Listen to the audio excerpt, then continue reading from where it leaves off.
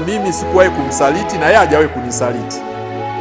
Hata kama nilijua ili tumelifanya wote, lakini kama ilibidi mimi nibebe msalaba nilibeba.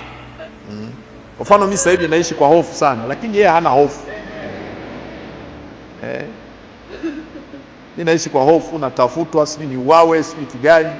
Lakini father yeye ana amani kabisa. Namtuma bwana, hebu nenda mjini bwana, unajua mimi niko natafutwa bwana, hebu nenda, sije nikatekwa. Pole sana kijana, ndio maana ulifukuzwa hapa. Tulihisi wewe ni wale usiojulikana,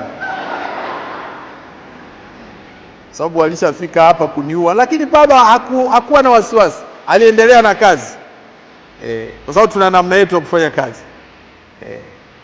Kwa hivi baba padri, nakushukuru sana kunisaidia licha ya magumu niliyokuwa nayo, lakini hukukata tamaa, hukuogopa kufanya kazi zangu. Hivi juzi alienda kumzika mama Jenista. Mimi niliruhusiwa kwenda, lakini nikashauriwa na watu usiende. Basi nikaache, nikamwambia father nenda. Sasa nikamwambia jamani, kwani huyu hawezi kudhuriwa? Sema yeye atajua mwenyewe, yeye hawezi. Basi baba padri, nakushukuru sana. Na labda tumejifunza kitu kwa baba padri. Unapokuwa unafanya kazi na wenzako kwenye idara yako, jaribu kumwelewa mkubwa wako wa kazi. Mwelewe mkubwa wako wa kazi, mshauriane. Na baba Cheshpa alikuwa mshauri wangu mzuri sana.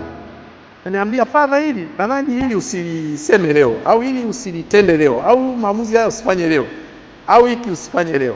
Alikuwa haogopi kunipa ushauri pale alipoona lazima nipe ushauri wa lazima na wa muhimu kwa ajili ya manufaa ya baraza la maaskofu. Alikuwa ni mshauri mzuri sana, na hakuwa na ushauri kwa ajili ya kuniridhisha au kujitafutia maslahi yake. Daima alinipa ushauri ili kazi za maaskofu ziende vizuri, mambo ya kanisa Katoliki Tanzania yaende vizuri.